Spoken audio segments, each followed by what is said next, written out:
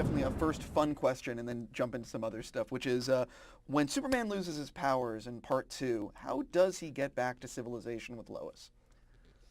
Oh, he caught a cab. Uh, oh, good question. They hitchhiked. Well, I mean, I figured, they're in the middle of nowhere. I mean, I just want to You have know, fun there with was a that. diner. There was. You mean when?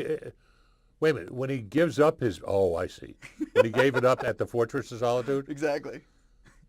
Oh, well, you'll have to go and see this to see the answer. It's because in this right now. Okay. Wow. At least I stumped you on that one. You know what? When I was first starting in the business, I have a niece, and she was really a little kid, and I used to do the Steve McQueen Wanted Dead or Alive, and she was watching it with us. And at the end of it, she said, "When do cowboys go to the bathroom?" And I said, "During commercials."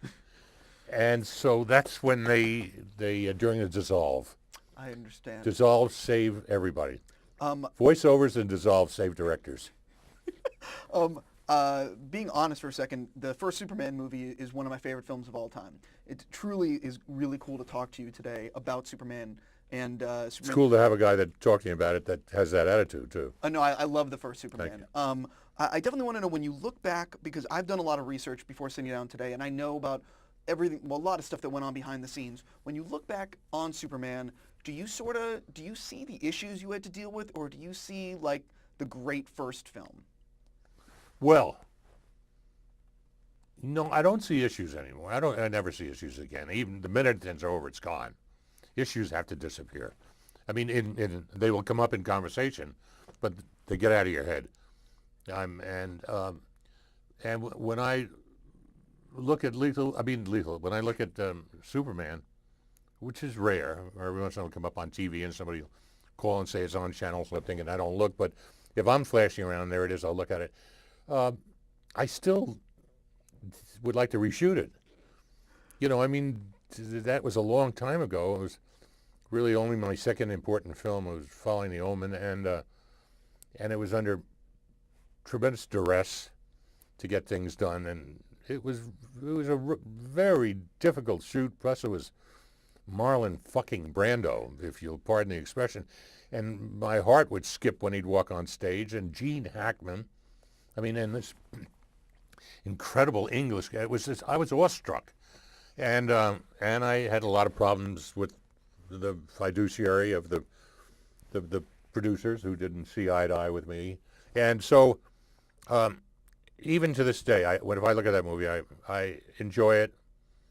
I don't remember the problems. I remember I wish I could have done this. I wish I could have done that. Well, one of the things that's so exceptional about the film is the look of the film, the effects at the time. Could you sort of talk about managing to, because the original poster, which is such an iconic poster, you'll believe Man of exactly, that was everything. If you don't believe he can fly, the movie doesn't work. It's sort of like nowadays with CGI. If the CGI looks like shit, you don't buy into the movie. But nowadays, if you want to make a man fly through himself, just say, "Hey, you guys, make a man fly through himself." Whatever. It's a cinch. It's a snap. It's easy. And then if you spend a little more money, you can make it perfect. If you don't, you're going to have a critique on it. Not good critique. I'm sorry. Oh, I just wanted to know, do you remember the moment you saw the first footage? Yes. That when Reeve was flying and you're like, "Oh my God, this is going to work." Yes. Let me tell you this. When I came on board, this picture, it had been under pre-production for 2 years. And they said, "We have got the flying down to a bit." I said, "Oh, let's run it." It was Superman on a board with 4 wires flying. I said, "You're out of your minds. You can't do this. This is the age of motion pictures, and if you're going to convince an audience, the most important thing we have to do is 2 things. One, we got to convince the audience a man can fly," which became a motto of the logo. And we had to convince everybody it's a love story. And we tried everything known to mankind. I had a flying unit that was on for a year before we accepted the first rear projection flying shot. And that was, it was near impossible. But we did a physical flying shot at Shepperton Studios, separate from Pinewood, where I had been rigging this thing with these guys and to see if I could make a physical flying shot work, not with process. Now you do it with computers. We had background where you'd project the screen behind us, and it would be rephotographed. So if I were, it would be me flying, and behind me on the screen would be Manhattan, Metropolis, and if I wanted to roll, the camera would roll, not Chris. So the camera would turn, but the background had a counter turn to make it so that it had to be a very special machine where the rear projection machine could be independent, the camera itself could be independent. They both had zoom lenses that had to be synchronized. This was before computers. It was crazy. But back to your question. But so one afternoon at the end of the day, the flying unit said to me, "Come on over to Shepherd, and I think we got something to show you." And it was this big Fortress of Solitude set. And we were all there, and Chris was way down on the end and being hooked up on wires and everything. And I was very doubtful. We were way down. It was a really big stage, the biggest stage we could get. And they started to fill the stage with some atmospheric smoke, so that would take the onus off the wires and you wouldn't see it. And they said to me, "Are you ready?" I said, "I'm ready. Are you guys ready?" They said, "Yeah." They said, "Okay, roll the camera." And they rolled the camera, and they said, "Chris?" He says, "Yeah, okay." And Chris came off that. Now you're getting me emotional, but he's gone. I wish to God he wasn't. And he came off that thing, and he flew at the lens all the way down, and the lens was zooming back with him as he came. And he came up to the very end, and he banked. And he actually banked his body and rolled out. And everybody just stood there frozen. And there was both tears and cheers, and we saw it the next day and I said, "We got it. We won. We know where to go now." It was magic. Very emotional. Another thing that's really cool is I know a number of years ago they found like 6 tons of stuff in England, with all the footage that they had shot back. Oh, yeah. You guys had shot back in the day. What was your reaction when you first heard they found all this footage, all this stuff, all the original elements that you guys had used? Could you sort of talk about when you heard that and, the fact that they asked you to be back involved and do your cut of the second one?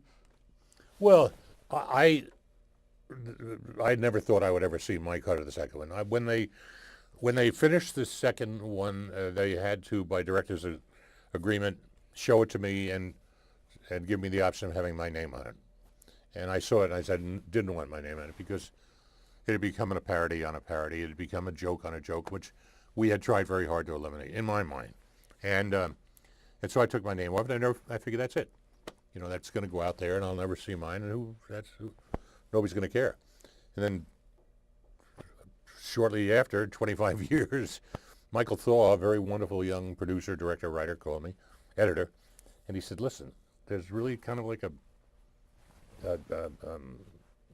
fan groundswell that wants to see your cut." I said, "No, you're crazy." He said, "No, I'm telling you."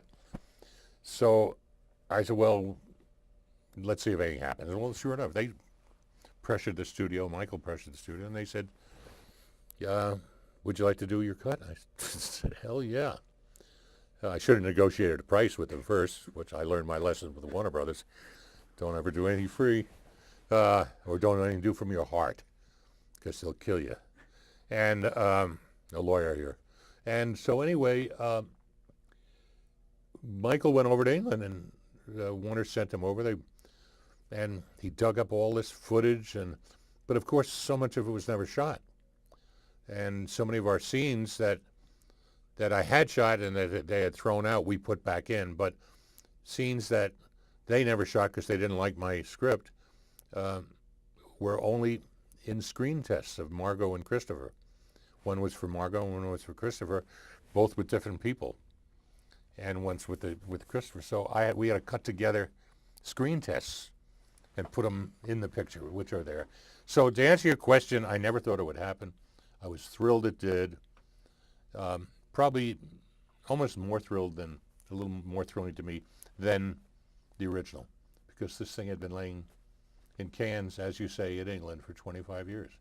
Totally. I have to wrap with you, but real quick, what's going on with the Broadway thing? Last time I spoke to you, you mentioned Dave and other stuff. Well, Dave is really moving fast. We were in there with Lauren and I, and she heard some of the music in the book, and it's sensational. And Goonies is moving at the beginning stages, like a year before Dave. We're We're getting good outlines and good story from Tim. Oh shit, this is terrible. Wonderful writer. I'd say hopefully we'll have a good screen, maybe by the middle of this year. There's, around September, October, we'll have a script that we can go to from there. It's a long process, Broadway. It's amazing. It's frightening in a strange way. But we only get great reactions from everybody. Everybody wants to see it. It seems like a great idea, and we'll persevere. Musical of Goonies on Broadway, but it's got to be irreverent, and it's got to be Goonies. We can't, they're talking, a lot of people pushing it, well, rewrite it, do it for adults. And I said, no. Adults go to see Goonies, but it's got to be, anyway, it's a bitch. No, I understand. I have to wrap with you. She'll kill me. So thank you so much. And at the end of it, she said, when do cowboys go to the bathroom? And I said, during commercials. And so that's when they during the dissolve. I understand. Dissolve, save everybody. Wow. At least I stumped you on that one. Well, you know what? When I was first starting in the business, I have a niece, and she was really a little kid, and I used to do the Steve McQueen Wanted Dead or Alive, and she was watching it with us. I want to ask you definitely a first fun question and then jump into some other stuff, which is when Superman loses his powers in Part 2, how does he get back to civilization with Lois? Oh, he caught a cab.